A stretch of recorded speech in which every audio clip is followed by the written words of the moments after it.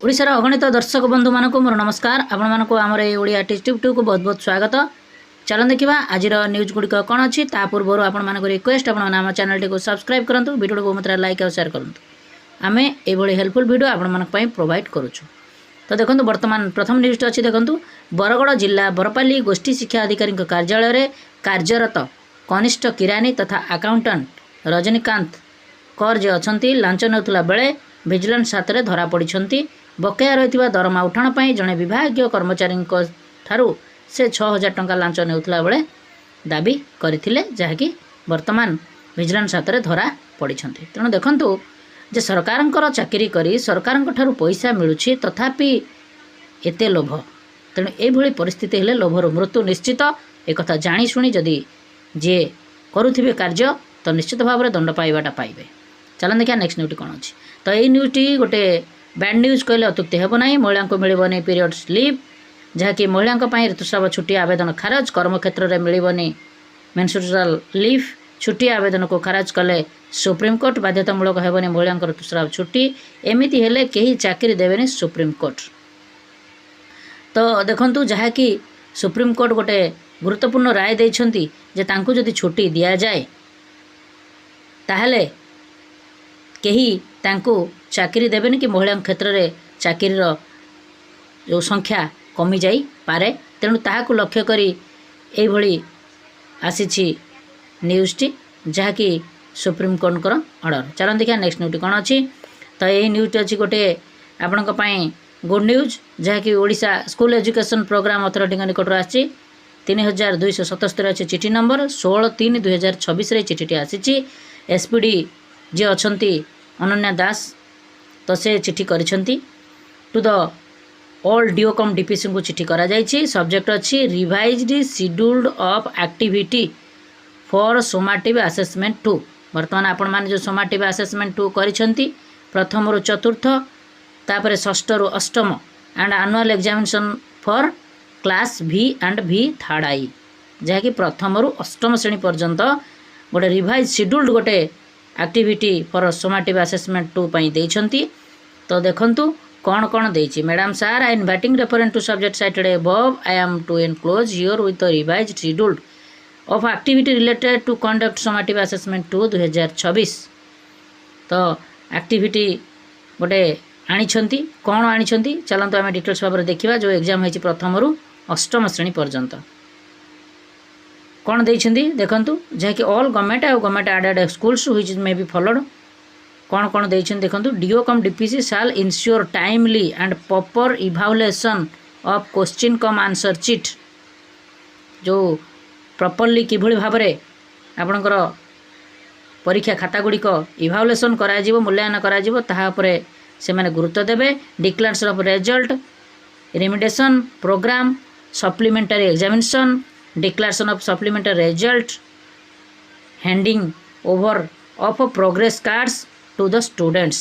तो किभଳି भाव रिजल्ट बाहर करा जिवो सप्लीमेंटरी जो माने फेल हेबे ताकू किभଳି सप्लीमेंटरी एग्जाम करा जिवो ता पई रेमेडियल क्लास केमती करा जिवो ता सहित आपण मानकर प्रोग्रेस कार्ड किभଳି भाव डिस्ट्रीब्यूशन करा जिवो। Soon after result declaration to BO shall be submitted in indent requirement of supplementary question cum answer chit. को माने फेल हेजन तार आंसर केते सप्लीमेंटरी क्वेश्चन दरकार ताको मध्य जणेबे कंसर्न डीओ को डीपीसी को।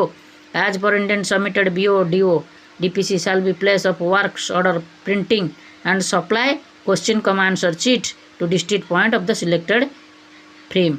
तो जेतिकी दरकार तांको से किभଳି भाबरे तांको जिला स्तर रे से माने प्रिंट करिवे ताहाको एठारे से निर्देश देइछंती। DEO cum DPC shall be ensure proper packeting तापरे प्रॉपर पैकेटिंग करेंगे question cum answer chit school wise distribution करेंगे अवेलेबल स्कूल लेवल रे, जहाँकि आपंकर at least 2 days before supplementary exam पूर्वर सीआरसीसी आउ बीओंकर दायित्व रे। तेणु जहाँकि ए आसी ऑर्डर टी BO shall be next 5 point रे अच्छे देखो। BO shall be guides of schools through concern CRCC implementing remedial teaching जोटा कहते रिमेडियल टीचिंग किभଳି दिया जो माने फेल हेबे तो लर्निंग गैप किभଳି भाव में फुलफिल करा जिवो।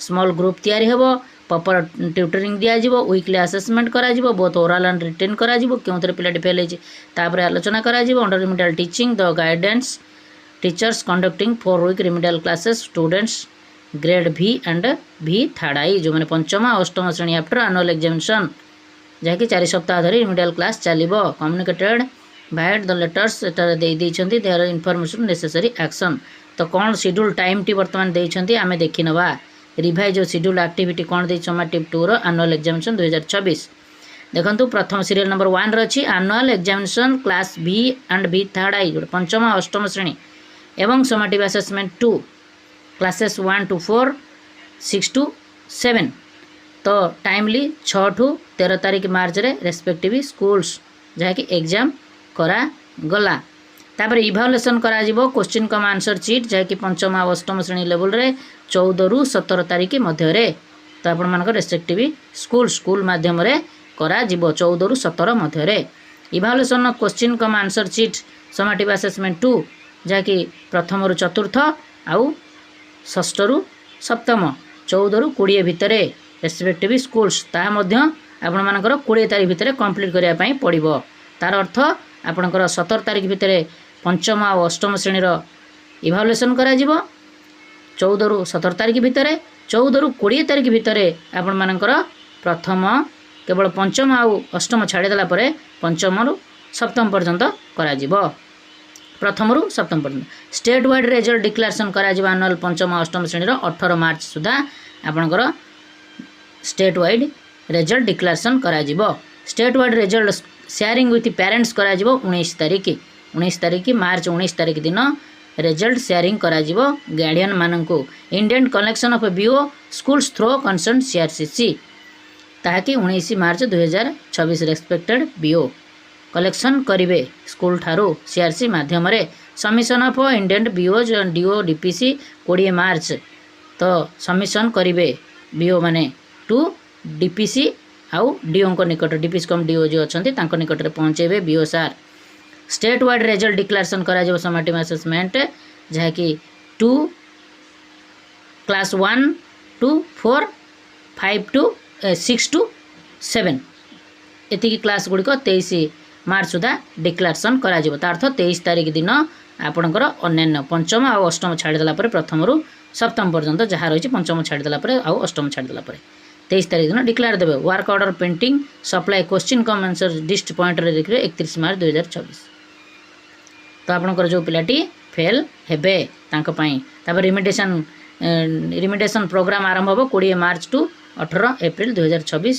सब्जेक्ट टीचर करिवे तापर supply question cum answer schools point रे करा जिवो 18 एप्रिल 2024 रे तार तो जो माने सप्लीमेंटरी परीक्षा पई आसला टाइम टेबल जो 18 एप्रिल 2024 रे रेस्पेक्टिव बीओ सप्लाई करिवे सप्लीमेंटरी एग्जाम करा जिवो 20 एप्रिल टू 24 एप्रिल 2024 तो 20 तारीख 20 एप्रिल रु 24 एप्रिल मध्य तांकर परीक्षा करा जिवो रिजल्ट डिक्लेरेशन करा जिवो 25 एप्रिल रे तो यही भली टाइम टेबल टी आसीछि जहा कि आपण मानकर रिवाइज शेड्यूल करा जाईछि आपण मानकर स्कूल एंड मास एजुकेशन तरफ तो यही भली गाइडलाइन अनुसार आपण माने कार्य कराई नियंतु चलन देखिया नेक्स्ट न्यूटी कोन अछि न्यूटी अछि देखंतु बिजु श्रमिक सामुख्य सह अनुबंधित निखिल ओडिशा मध्याह्न भोजन पाचक राज्य संघ 134/2026 अछि पत्रांक संख्या 8/3/2026 रे चिठीटी अच्छी प्राप्तेश अच्छी माननीय जिला शिक्षा अधिकारी ब्लॉक शिक्षा अधिकारी प्रधान शिक्षक एसएमसी कमिट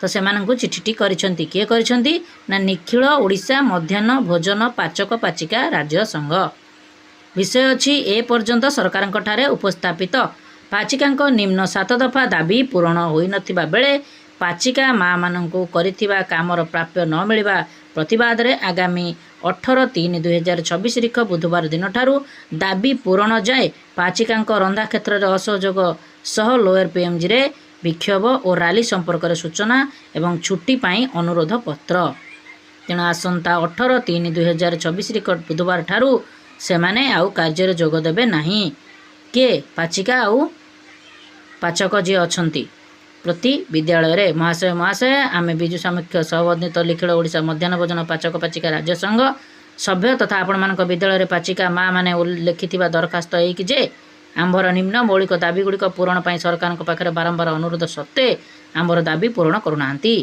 ओलटी आमे पाउथिबा स्वल्प दरमा ए जाए ठीक भाव में न देई बकेया रखिथिबा प्रतिवाद में आंब मान रोसई बंद कर गणतांत्रिक विधि व्यवस्थार आंबर दाबी को राज्य सरकार निकट उपस्थापन पर आगामी 18/3/2026 तारीख बुधवार दिन समस्ते लोअर पीएमजी रे भुवनेश्वर धर्मघट करूँ। एणु अनुरोध आंबर गणतांत्रिक दाबी उपस्थापन सुजोग देवे संगे संगे यहाँ आंबर छुट्टी रूपे मंजूर करेंगे। तेणु बर्तमान देखूँ जहाँकि जो 7टी दफा जो दाबी अच्छी से दाबी गुड़िक सरकार मानुना जो कि बर्तमान मध्याह्न भोजन कार्यक्रम ठप होगाक जाऊँगी। तो बर्तमान तांकर जो 7टी दाबी अच्छी कौन कौन आपण मैंने टे जाणी रखु। निजुक्ति पत्र सहित परिचय पत्र दि जाऊ। दैनिक मजूरी 482 टंका हिसाब से मासिक 13,800 टंका दि जाऊ। कार्यरत समय मृत्यु हेले देवाक घोषणा करा 1 लाख टंकार अवसरकालीन भत्ता स्वरूप दि जाऊ। 1 मास बदल 12 मास प्राप्य दि जाऊ। 10 मास बदल निजुक्ति प्रत्याहार व्यवस्था को एसएमसी ठारू बाहर करी सरकार को निज नियंत्रण रखंतु। दि जाइथिबा स्वल्प दरमा मासर प्रथम सप्ताह दि जाऊ। केंद्र एवं राज्यर भागीदारी हिसाब से प्रधानमंत्री पोषण योजनार बकाया प्राप्य माँ मान तुरंत प्रदान करा जाऊ। तो तांकर सभापति जी अछंती तो से निखिल ओडिशा मध्याह्न भोजन पाचक पाचिका महासंघर से एठारे ए वार्ताटी ए मेमोरेंडमटी देइछंती। तेणु सरकार एप्रति दृष्टि देवार आवश्यकता अच्छी। पिला मानकर पाई जो माने खाद्य प्रस्तुत करुछंती सेमानक कथा निश्चित बुझिबार आवश्यकता अच्छी। कहीं ना जो माने आगामी भविष्य अछंती सेमानक पाई एमाने रोसई करि देउछंती। तेणु सरकार एप्रति दृष्टि देवार आवश्यकता अच्छी। एथिला आपण मानक पाई छोटिया हेल्पफुल वीडियोटी आपण मानक रिक्वेस्ट आपण नाम चैनल टी को सब्सक्राइब करंतु। वीडियो बहुत मात्रा लाइक और शेयर करंतु। आमे एभଳି हेल्पफुल वीडियो आपण मानक पाई प्रोवाइड करछु। नमस्कार। सर्वे भवन्तु सुखिनः।